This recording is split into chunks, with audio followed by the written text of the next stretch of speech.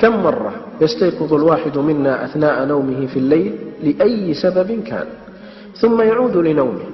في لحظة الاستيقاظ تلك فرصة عظيمة وفضل كبير أخبر عنه النبي صلى الله عليه وسلم.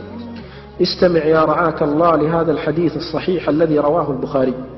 يقول الحبيب صلى الله عليه وسلم: من تعار من الليل، أي من استيقظ، فقال: لا إله إلا الله وحده لا شريك له، له الملك وله الحمد وهو على كل شيء قدير، سبحان الله والحمد لله ولا إله إلا الله والله أكبر ولا حول ولا قوة إلا بالله.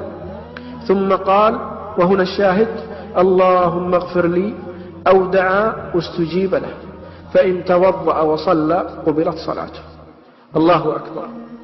أخي الحبيب، أختي الكريمة، بمجرد أن تستيقظ وتقول هذا الذكر وتدعو الله بما تحب من خيري الدنيا والآخرة، أخبر الحبيب عليه السلام بأن دعاءك مستجاب.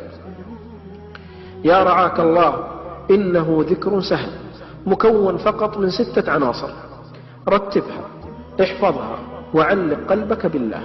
بمجرد أن تستيقظ لأي سبب كان، انتبه، لا تبحث عن الواتس أو مشاهدة الرسائل الجديدة. اجعل أول ما يأتي في قلبك وعقلك ولسانك ذكر الله.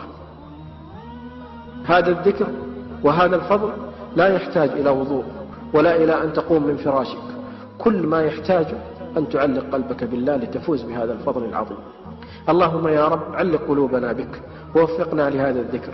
اللهم يا رب من نشر هذا المقطع اجعل له من كل هم فرجا ومن كل ضيق مخرجا، وارزقه من حيث لا يحتسب، واجعله شريكا لنا في الأجر يا رب.